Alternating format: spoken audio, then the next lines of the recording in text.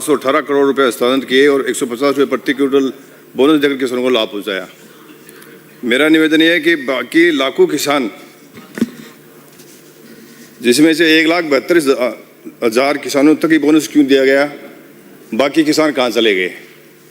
ये मैं कहना चाह रहा हूँ कि 21 लाख मीट्रिक टन गेहूँ खरीद कर कुल उत्पादन का कितना ही प्रतिशत है, ये निकालना चाहिए। मेरी कहने का मतलब कि बड़ी संख्या में किसानों को वंचित रखा गया और इनको लाभ नहीं दिया गया। रही बात मेरी विधानसभा उदौरबड्डी की बात करता हूँ, वहाँ मांग की थी 11,000 कट्टे डीएपी यूरिया के और 5,000 कट्टे डीएपी के, आधे भी उपलब्ध नहीं कराए गए। ये पक्षपात क्यों किया गया?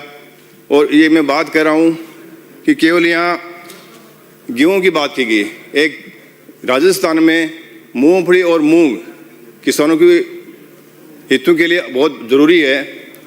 तो मैं निवेदन करता हूँ कि मूंगफली की बुआई जून और जुलाई में हो जाती है और अक्टूबर तक वो निकाल के और उसको रख देते हैं। और अब की बार रजिस्ट्रेशन हुआ नवंबर में शुरू और दिसंबर में उसकी तुलाई होती है। तो साहब ये किसान इतनी इसका स्टोरेज थोड़ी कर सकता है, तो इसी में बहुत बड़ा घोटाला हुआ है। तो मेरा निवेदन है कि जब किसान की उत्पादन जब निकले तब जा करके और उसी समय रजिस्ट्रेशन किया जाना चाहिए और उसकी तुलाई की जानी चाहिए। दूसरा मैं कहना चाह रहा हूँ कि मेरी विधानसभा क्षेत्र बागोरा, छापोली, गिरावड़ी और मंडावरा, वहाँ भारी मात्रा में ब्लास्टिंग होता है और उस उड़ने वाली डस्ट और हेवी ब्लास्टिंग से खेत, फसल और पेड़ पौधे और मकानों में दरार आती है।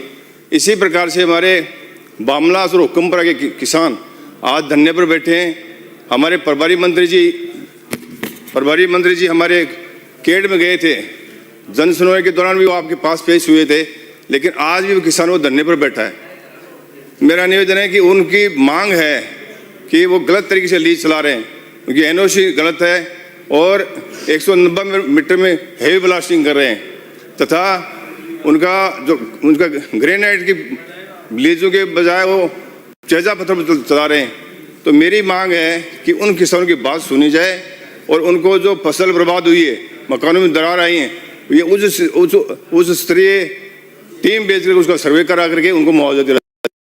तो दूसरा मेरा एक निवेदन है कि जब जिला बना था नीम का थाना, तब उद्धववाटी तहसील के मुकदमे तो तहसील में रहे, बाकी गोड्डा तहसील के रेवेन्यू के जो रिकॉर्ड आ वो सारे मुकदमे दोनों उपकरण के नीचे चले गए।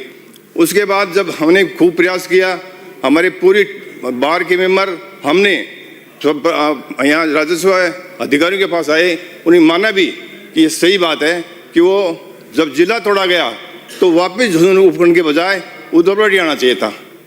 मेरा निवेदन है कि उनको वापस वहाँ स्थानांतरित किया जाए, जबकि मैं कह रहा हूँ अब तो वो पंचायत समिति गुड्डा कोट जी बन गई है। मेरी मांग है कि गुड्डा उपखंड कार्यालय खोला जाए और जब तक कार्यालय नहीं खुले तब तक उसको वापस स्थानांतरित उद्धववाटी किया जाए। इसके अलावा मैं उनकी बात नहीं सुनी गई तो वहाँ के बार के मेंबर अध्यक्ष श्रवण जी, हनुमान जी गुजर अनशन पर बैठे हैं। उसका कोई उसके खिलाफ उनके कोई बड़ी बात नहीं, घटना नहीं हो जाए। तो मेरा निवेदन है कि उसको तुरंत प्रभाव से उसको वहाँ स्थानांतरित किया जाए और वो उपखंड कार्यालय उद्धववाटी में सारे प्रकरण, राजस्व के प्रकरण वहाँ किए जाएं। इसके अलावा ये किया जा रहा है, राजस्थान में 11 करोड़ 73 लाख पेड़ लगाए जा रहे हैं और इनमें इनका भौतिक सत्यापन किया जाए तो इनका मामला अलग ही मिलेगा आपको। और मेरे वहाँ बागोरा में गिरावड़ी गांव है, वहाँ एक बड़ी ग्रेड की बड़ी लाइन जा रही है 33 kV की, वहाँ बैरोज की बड़ी है और उस बड़ी में उस लाइन से हजारों पेड़ों का नुकसान होगा।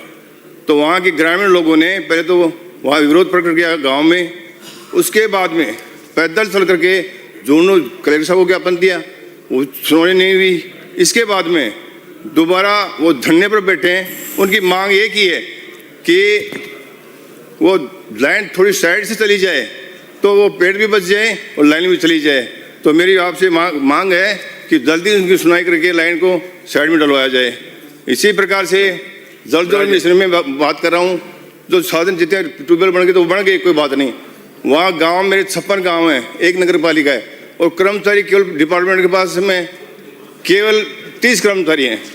तो वहाँ कर्मचारी नहीं होंगे तो मैनेजमेंट नहीं होगा, वहाँ व्यवस्था का। धन्यवाद। डॉक्टर शैलेश सिंह।